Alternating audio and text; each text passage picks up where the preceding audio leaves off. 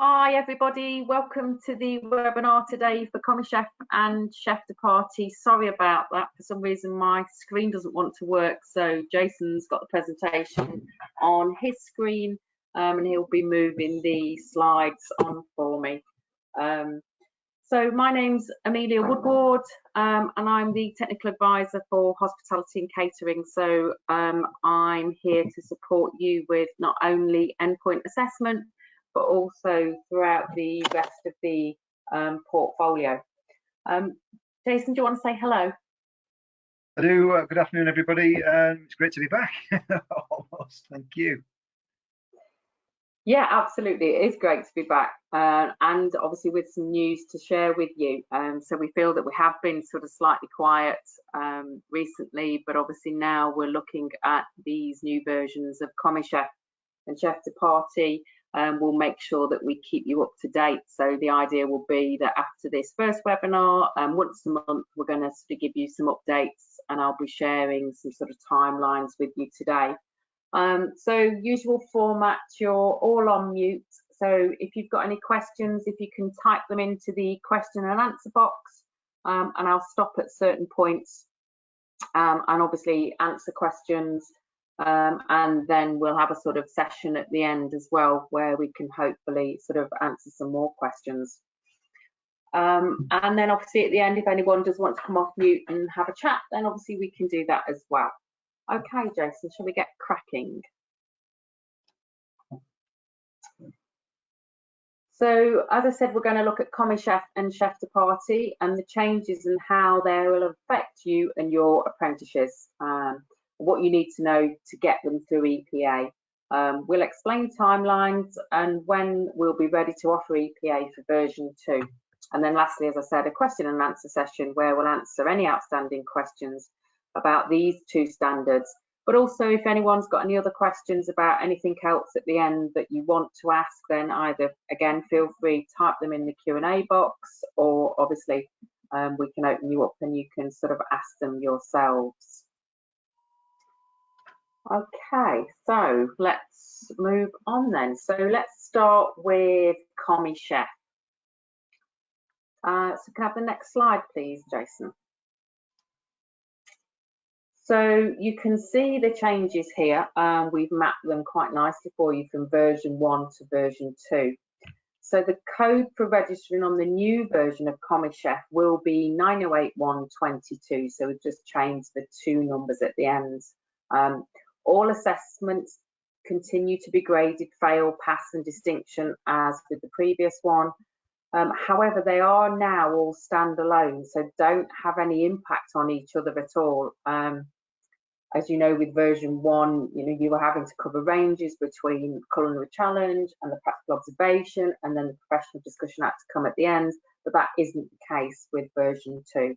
So they don't have any impact on each other at all, so could be undertaken whichever way around you want them to. The knowledge test has also had some content change and a reduction in number of questions and therefore the time allowed to answer those questions. Now the pass mark has been reduced to 60%, which I think you'll agree is good news, and I know something that we talked about quite a lot over the last few years as that sort of first version was in place. The distinction though does remain at 80%. The Culinary Challenges, you can see, has been completely removed. The practical observation is still 3 hours, but it can occur in the college RWE if applicable or the employer's workplace. And it is then followed by a Q&A session, which sort of ties that assessment up, hence why they're all sort of standalone. So as you can see, we've moved from 4 assessments now down to 3. So the 3 assessments being the Evolve test, so delivered in exactly the same way as you're currently, the practical observation, and then the professional discussion. But the professional discussion, as you can see, is supported by a portfolio of evidence. So the recipe log has gone, but we'll talk some more about the portfolio of evidence in a while. Next one, please, Jason. So I'm starting really with the practical observation for Commie Chef. So the content of the practical observation is specified to some degree by us, the endpoint assessment organisation, and needs to include 3 food preparation methods, 3 cooking methods, and 3 finishing methods. And these will be chosen by us, and it must also consist of 2 dishes, either starter and main or main and dessert, created from the food prepared, cooked and finished using the prep, cook and finish methods selected by us. So that will all tie in quite nicely together. It sounds more complicated than it is. And lastly, the dishes must meet one specific requirement, which again will be chosen by us, the endpoint assessment organisation, prior to the assessment. So this will probably take place in the initial meeting.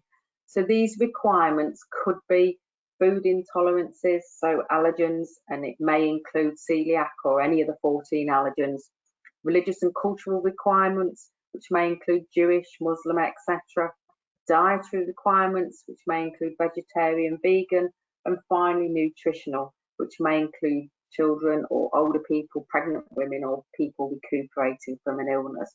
So we, as the endpoint assessment organisation, will be creating all those scenarios ready to be used and obviously issued to each of your apprentices, so that they'll know then what they're actually looking at to be able to create those 2 dishes.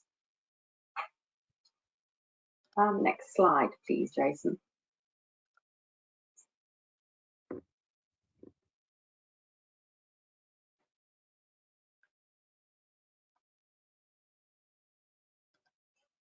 Have you moved the slide on? Yeah. Yeah, perfect. It's just come through. No, it's just come through now. It's ever so slow today. Yeah, I think there's a bit of a delay. Yeah, absolutely. So now I just wanted to look in a little bit more detail about the professional discussion with the portfolio of evidence. So what I'm trying to highlight in these next couple of slides really is the type of evidence that you could use within that portfolio of evidence. So apprentices need to demonstrate the range of food groups and techniques which are detailed within Annex 1 within the assessment plan, and we'll look at that in a moment. But the portfolio of evidence should typically contain 20 discrete pieces of evidence, and they will be mapped against the knowledge, skills and behaviours, and then assessed by the professional discussion. Now, we will be providing you with evidence reference sheets, etc., to support with that process. So all food groups outlined in the knowledge, skills and behaviours must be referenced within that portfolio, and the evidence used needs to demonstrate more than one knowledge, skill or behaviour. So as you can see with that sort of the top section, the prep, cooking methods, etc., all of those could be covered by recipes. There is then that safety knowledge 41, which you could clearly see could be covered by a risk assessment. So the idea is that the evidence is more about quality than quantity, hence why they're sort of saying that it's around 20 pieces of discrete evidence. So that's the idea, that you begin to sort of look at using pieces of evidence for more than one knowledge, skill or behaviour. Now, those evidence sources, they could include documentation or records from the workplace, so it could be policies or procedures. Obviously, there will be still in there some recipes, etc., so showing preparation, cooking and finishing techniques. There could be videos, and we'll be giving you more guidance on those as well in terms of duration and how you might want to do that. Could be witness statements or annotated photographs. The apprentice mustn't be in view and certainly not identifiable within those. So this isn't a definitive list, these are just some ideas of evidence sources, but it is specified that it shouldn't contain any reflective accounts or any methods of self-assessment. So the expectation isn't that the apprentice is writing pieces and saying this is how they covered the criteria, because it needs to be focused on sort of observation of performance. So for example, if the employer was contributing to that, then they'd be providing witness statements. The evidence will obviously need to be valid and attributable to the apprentice, and we'll be providing a declaration as we have previously to allow you to sort of confirm that it is the apprentice's work, the apprentice and the employer to sign that. Now, this portfolio of evidence will be submitted to us at the point of gateway, so it completely replaces the old recipe log, if you will. Can I have the next slide, please, Jason?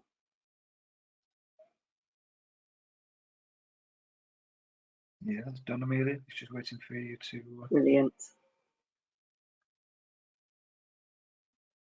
And obviously for everybody that's on the webinar today, you'll automatically receive the recording that's sort of happening now. And then for anyone else that's registered, they'll also receive this. So you should get that by tomorrow. So you will have sort of access to these slides. And here you can see that we've sort of grouped together the professional behaviour and organisation culture, so knowledge, skills and behaviours there. You can see what the past and the distinction is, and evidence could well be from training development logs or observations by the tutor, workplace mentor. So we are going to provide much more detail and looking at producing some sort of exemplar portfolio for you as we sort of move through our sort of development process. But this was just a bit of a flavour of the expectation really in terms of combining those pieces of evidence to make them cover as much as possible really. And I appreciate this is probably one of the things that you're going to have the most questions on, but hopefully, you know, we'll be able to sort of sort those out as we move through.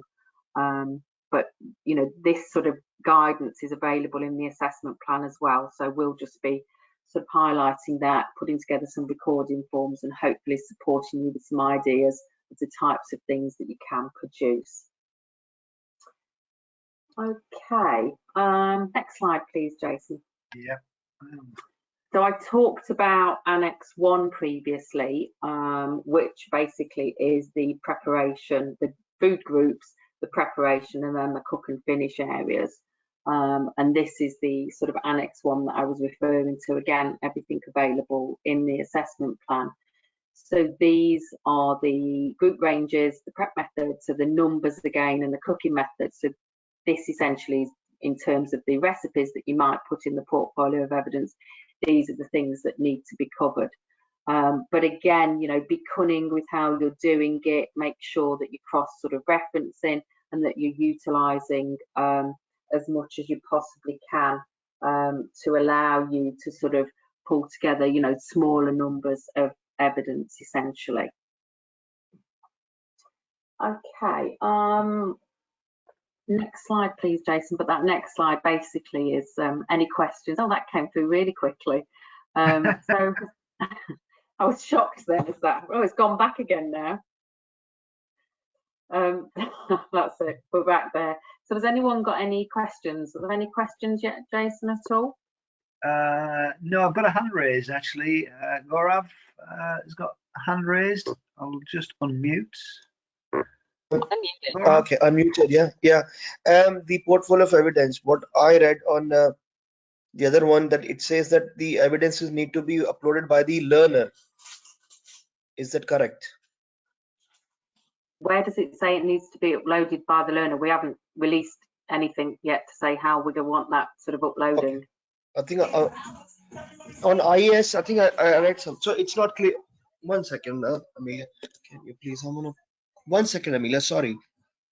Yeah, no worries. That's fine. I mean, we haven't released any guidance yet as to what we want and how that wants to take place. But on the basis that we use EPA Pro, then I would imagine that we'll be asking you in the same way that you did with your recipe log to upload it to EPA Pro. So they will obviously, you know, give it to you and you'll upload it unless they have access to EPA Pro, and then clearly they could upload it for sure.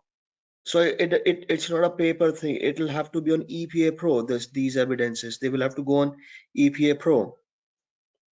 Yes, absolutely. So the same way that the recipe logs now are uploaded and they're viewed digitally, electronically, it'll be exactly the same. Yeah, we won't be taking paper portfolios at all. I'm sorry, I really want to, because we have few learners who will be coming through soon. and it does seem like a lot of work, to upload all the evidences and then mapping. So even the mapping will have to be done by us. Yeah, but I mean, that's no different to what you would have been doing with version 1, and this is substantially less. So version 1, you'd have had, I mean, we've had portfolios that have got 70 pieces of evidence, and I mean, this, we're talking about 20 pieces of discrete evidence, so 20 pieces and a couple of referencing forms. So, much reduced compared to version 1 for sure. Okay, and the 5 or 6 recipes can be one evidence, yeah? So no, you'd put them in as sort of individual pieces of evidence, basically. But the referencing forms, once they're sort of produced and released, should sort of help with that. Essentially, you'll just tell us, what sort of, if you will, you think about an old MVQ portfolio, you'd have a sort of what the evidence was, where it's cross-referenced to, and what what you're sort of calling it, basically. So we can easily track, and the expectation will be as well that when that's uploaded digitally, you'll still be able to sort of see that. So sometimes if people upload photographs, for example, then they just come up as a JPEG with sort of 8 numbers afterwards. Well, obviously we need those renaming to sort of say, it is whatever it is that's that's been produced, a fish pie, for example, so things will need to be actually sort of referenced in a certain way and given the correct name, so that it's easy then for our endpoint assessor to sort of work through and then use that as part of the professional discussion. But obviously we'll be giving you the guidance once we've sort of written it. So it's not been written yet, so we don't have access. If we start, if we want to upload and map some evidences, now we can't do it.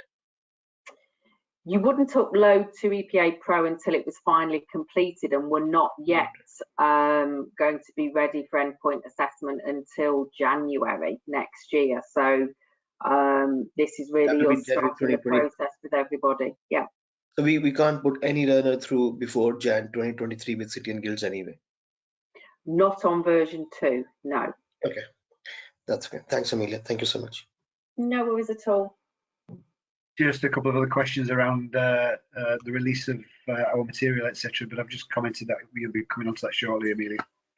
Yeah, absolutely. I always know when I ask for questions that I'm opening up a can of worms. But yes, we'll obviously give you, and that's really the reason as well for wanting to sort of keep you up to date and provide you with sort of regular updates each month, so we can sort of keep you on track with everything as things are moving along, really. We've got a question actually that's coming from Karen. Karen's asked, at what point will Annex 1 be judged to meet the requirements? It is confusing that the 20 pieces of evidence are not assessed, but it does need to meet Annex 1. I think specific requirements are needed to standardise the evidence. We have stated, Karen, we will be producing some documentation to support that, so you are fully aware of what is required. But you're absolutely right in also pointing out that it's not a piece of evidence that's going to be measured by the EPA.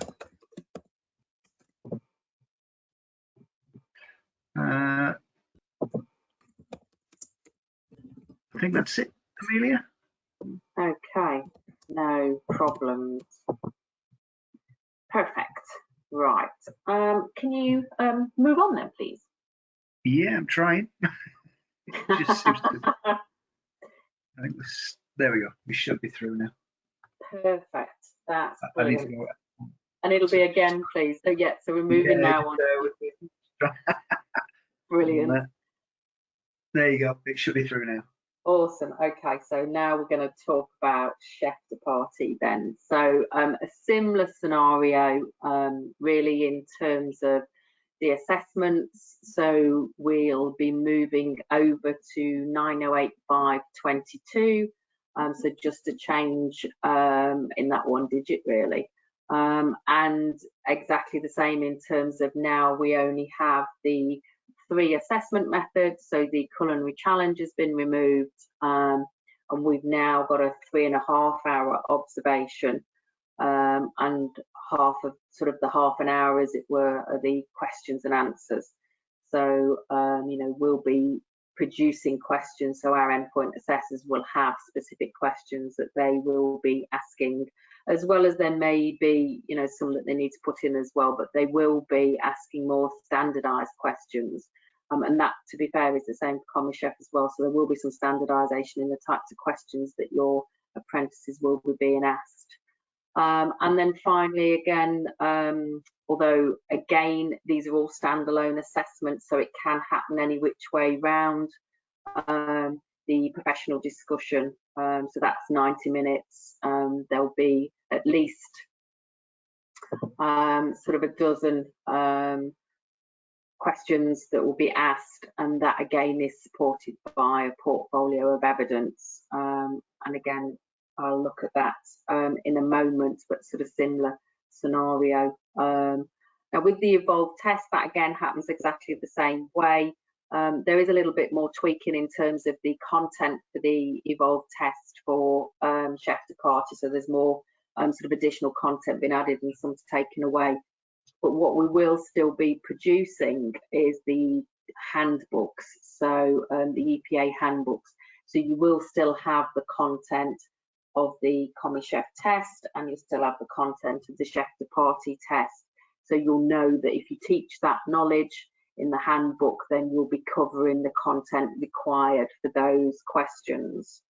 So the sort of massive need for scenario-based questions has disappeared as well. There will still be some scenario-based questions, but not as many as there were in previous versions. So you'll sort of see, or the apprentices will see sort of less, and when we produce our mock tests as well, you'll see sort of less in terms of the type of sort of scenario-based questions. There won't be as many of those, which again, I think you'll probably think is quite welcome, really, because I know that often that's where, you know, sort of apprentices struggled. Can we move on, Jason, please?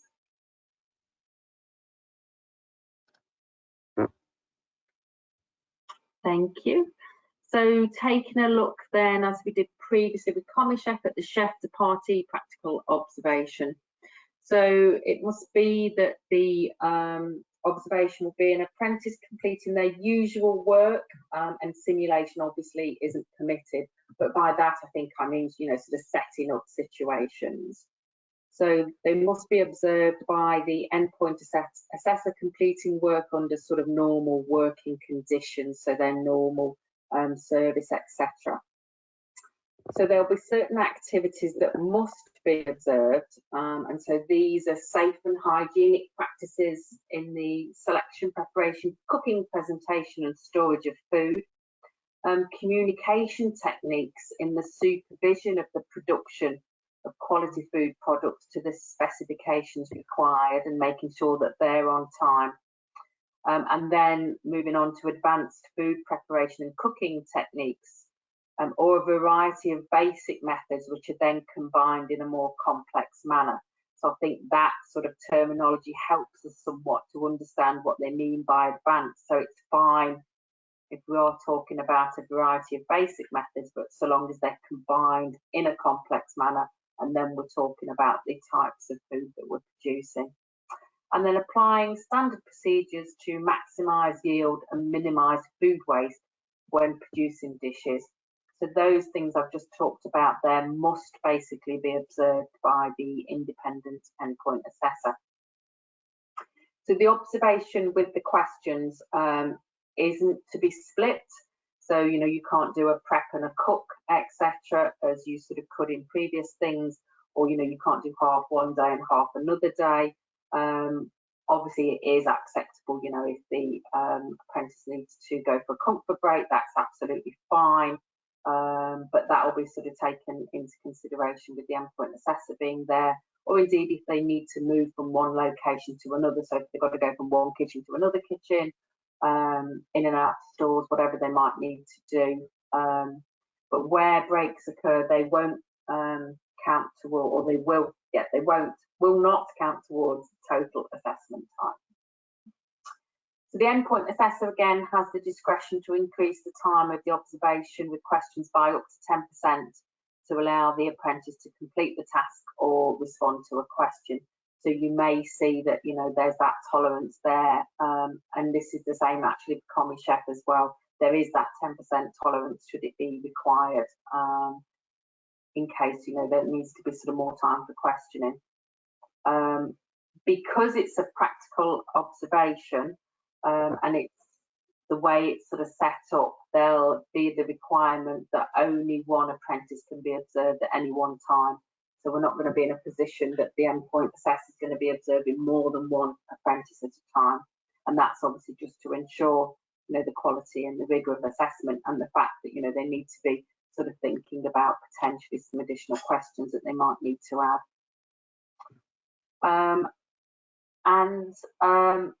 It's a must that things have to be covered in terms of the observation, and so it can't be that the apprentice, you know, covers it all via questioning. But if there are a few gaps, so long as they're not the ones that sort of have to be observed, which I just talked about, then there can be the opportunity for the apprentice to sort of demonstrate certain things through questioning. So if the independent endpoint assessor doesn't see a certain thing, then they could ask a question on it, so long as time allows. But there is a sort of a caveat there that these need to be kept to a minimum. So the idea is that everything really needs to be observed. But, you know, there is that, you know, sort of little bit of leeway should it be required, that, you know, the endpoint assessor could ask a couple of questions to cover some of those gaps if that's required. Have the next slide, please, Jackson. Okay.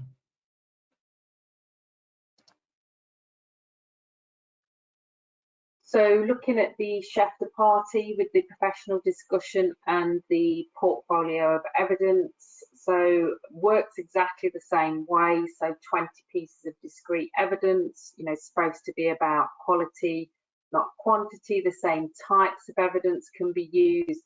So here what I've done is I've sort of started to put, you know, what could be covered, etc.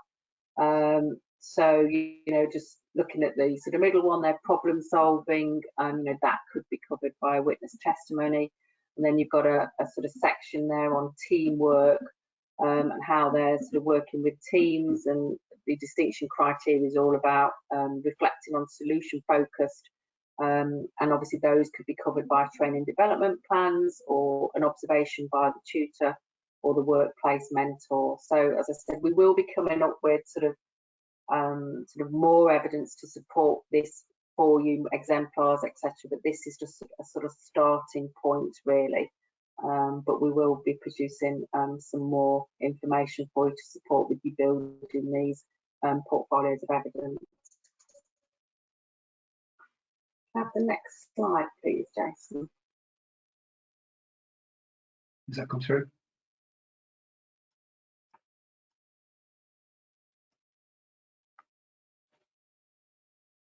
Does that come through, Amelia?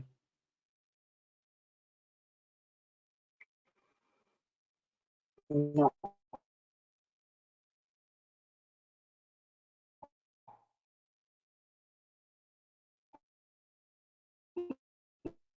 Yeah. I'm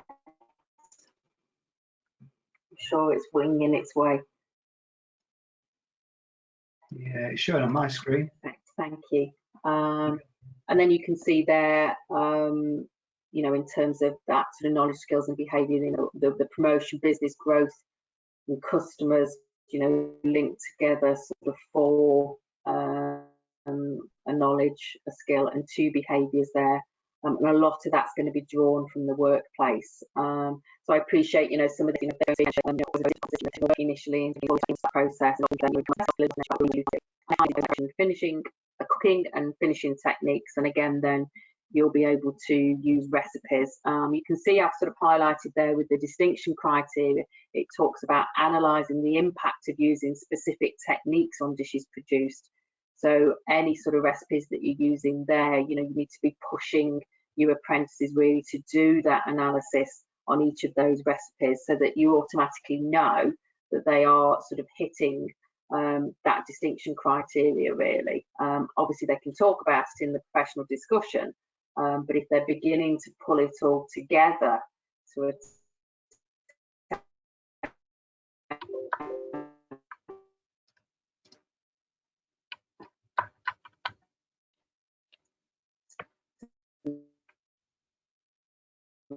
meet the distinction criteria, then that's really going to support the apprentices. So I think, looking at that distinction criteria across the board and, sort of working backwards, as it were, making sure that you're pushing the apprentices to get the distinction and really, they're really more to that rather than push the pattern forward and the fail thing.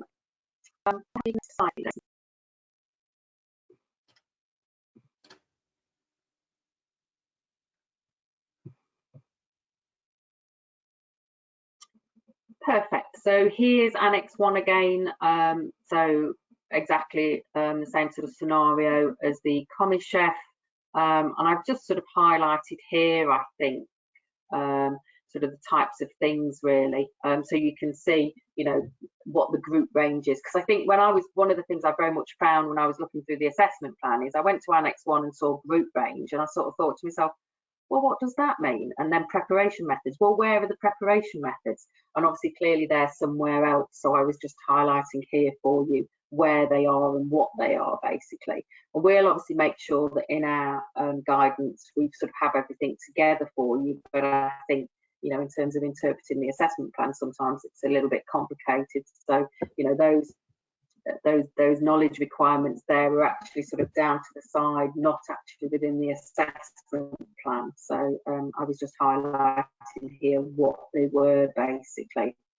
And then I've highlighted there the paste and patisserie products. And really what I was trying to show in the next slide, if we can see that please, Jason, is that by, looking at the types of recipes, the types of dishes that learners are producing, then you can sort of begin to utilise as many of those group ranges, prep methods and cooking and finishing methods.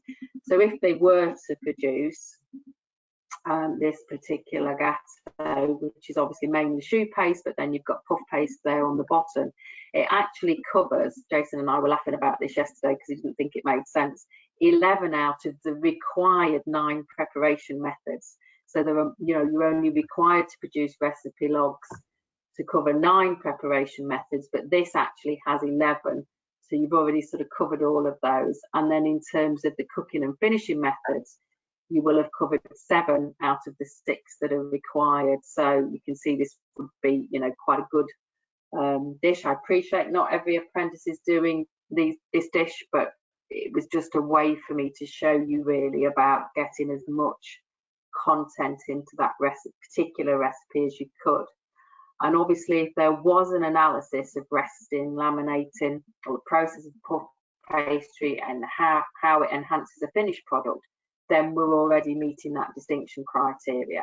So if the student's got this recipe log and then they've done that analysis on there as well, then this particular one, then we're already pushing towards that distinction criteria. So that was just an example that I just wanted to share. Okay, so the next slide is just whether there's any specific questions about Chef de Partie. Got one from Andrew, Amelia. It's regarding the tolerance during the assessment, the observation. Does that affect the overall grade being awarded? No, because that's the tolerance that's allowed by People First, and now sort of moving forwards. As you're probably aware, all the EQA will be moving over by December to Ofqual. So we will then be sort of EQA by Ofqual, but when the standards were put together, that was the way it was. So no, it doesn't affect the grade at all. Perfect. I think that's all we've got at the moment. Brilliant. Okay, then let's move on to the next slide then. So this next one is all about our timelines, essentially. Perfect. There we go. So, so obviously we've skipped a slide. So we've started our development work now, and I appreciate that we are quite late to the party. There was some toing and froing as to whether we were going to be offering version 2 for the Commie Chef and Chef de Partie. So that's why things have been a little bit quiet. but this is all now being developed. So obviously Jason and I didn't want to sort of be sharing anything until we knew that development was underway, basically. So we've started the development work, and we're undertaking developing all those things that are currently available for Commie Chef and Chef de Partie. So there'll be qualification handbooks, there'll be the EPA packs, exemplar materials, mock questions, and then obviously the live assessment content of the Evolve test as well. So that's currently happening. And then during October, we'll continue with this work. We'll add in another webinar to keep you up to date, and then answer any more questions that you might have. And then as we head towards November and December, some of the support materials should be released. And again, we'll keep you up to date with further webinars to let you know where we are, and really to allow you to sort of come and ask us any questions, and maybe, you know, we can utilise some time as well to share some good practice. Hopefully we'll get some of you to talk about what you're doing, what you're putting together, what you're doing to get learners to EPA, whether you found any changes, and we can share some good practice as well. So we're wanting to sort of do that moving forwards. And then at the end of January, you'll be able to register for EPA and then immediately book EPA, and that will commence at that point. So, you know, you should be in a position that endpoint assessment can really start to happen as you sort of hit February. One of the things that we're not doing this time round is, though, that we're not producing any apprenticeship training manuals. We had them available on Smart Screen, but we won't be doing that this time at all. Essentially, they weren't utilised enough, so we won't actually be doing that. We'll be spending a little bit more time putting together sort of, I think, better sort of exemplar, and hopefully that sort of exemplar portfolio of evidence as well to support you with that. Okay, next slide please, Jason.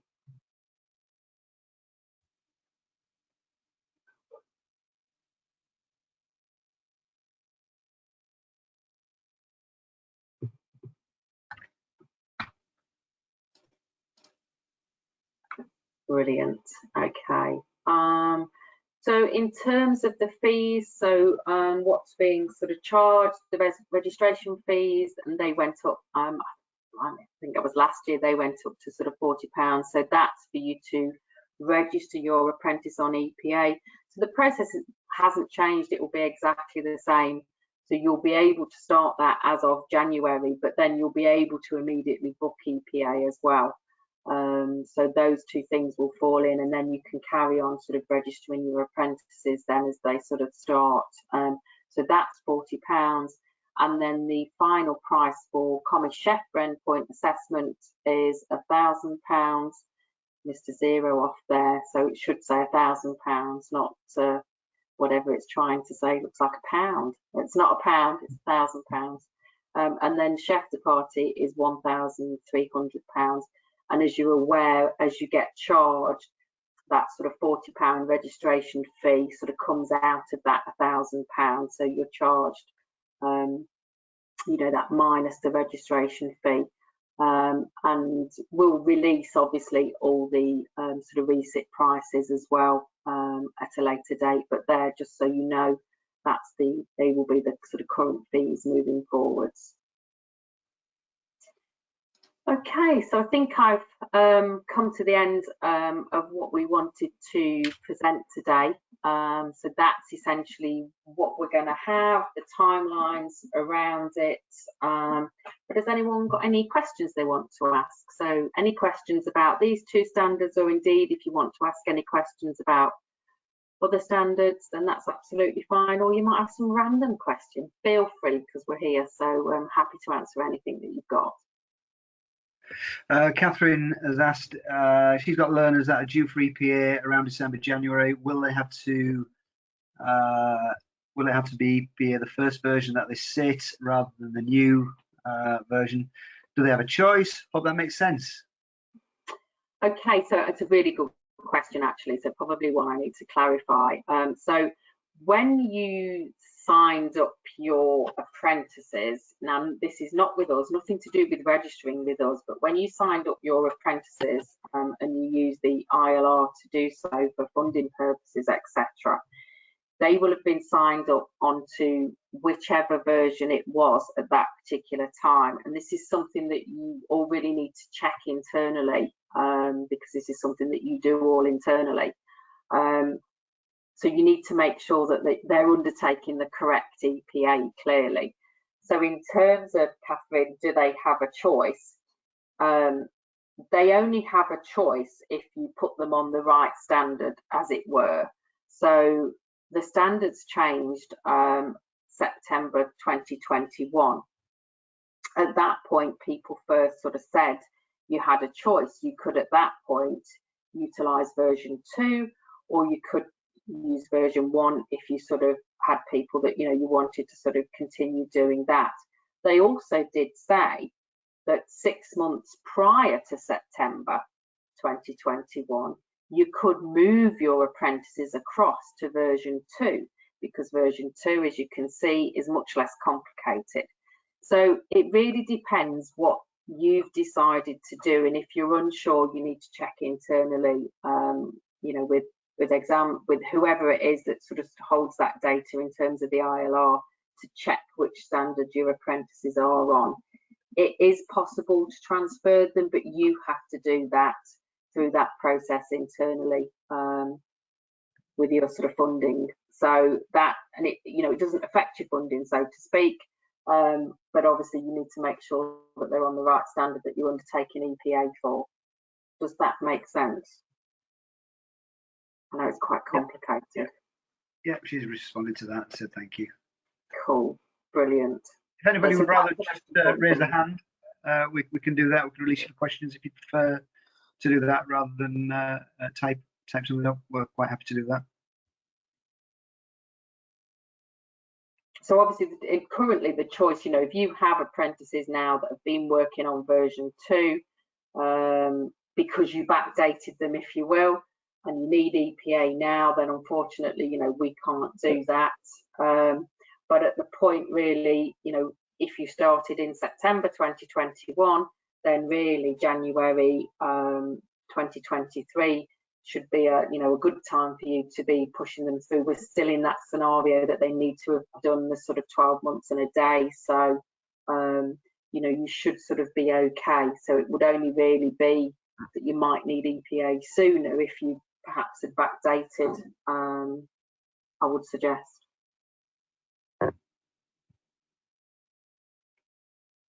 No raised hands, no more questions so far. We'll give you a minute or so. And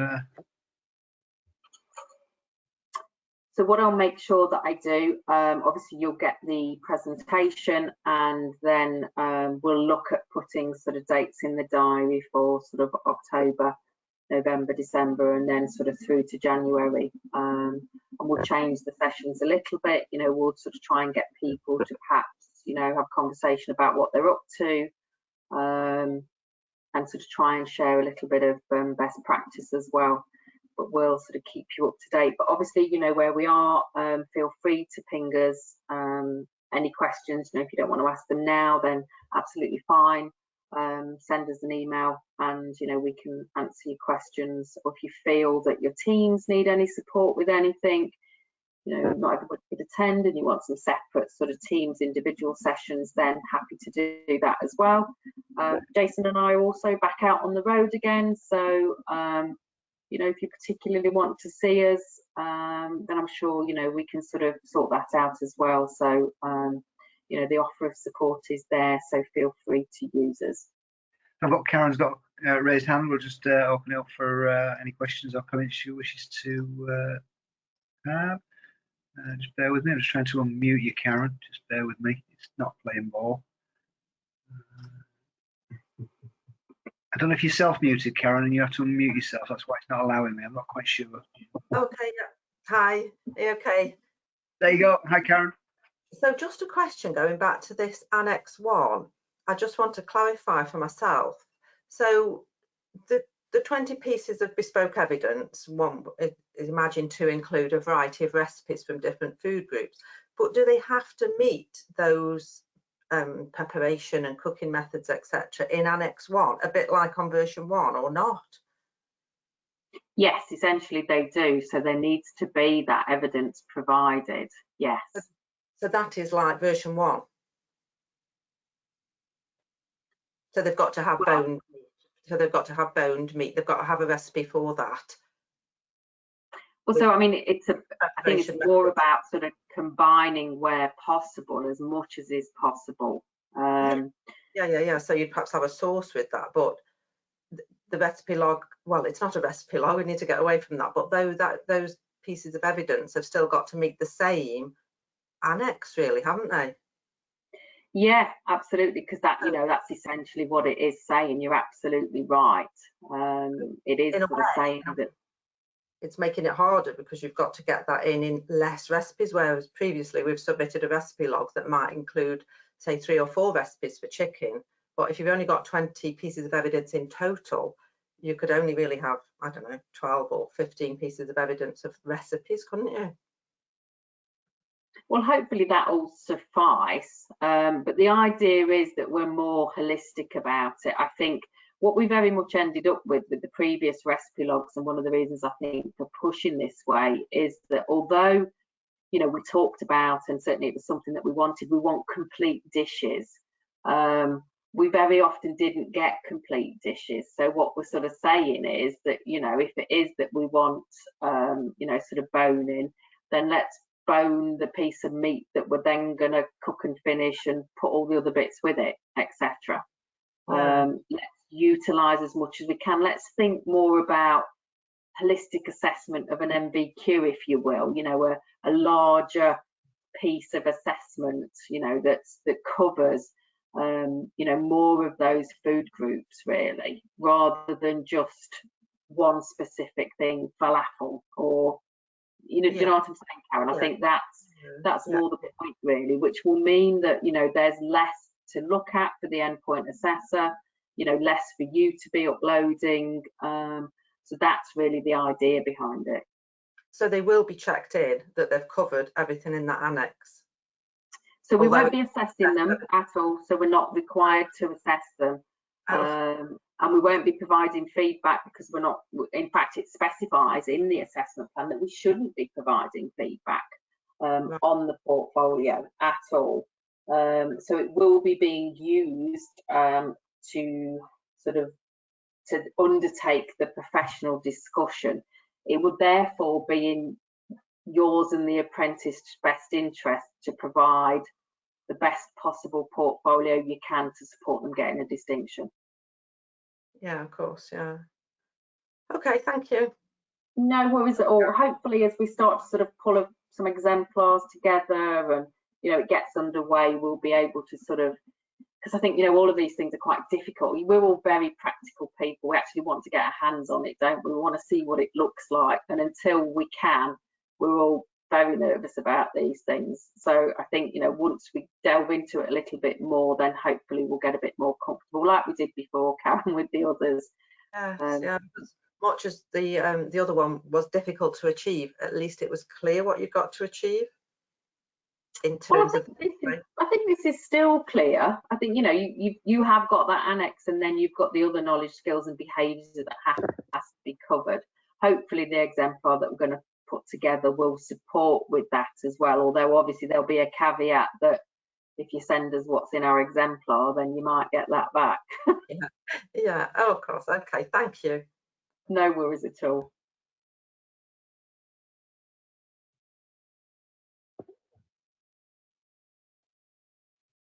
No more questions come through. I think no more raised hands. I think okay. Drawing to a conclusion.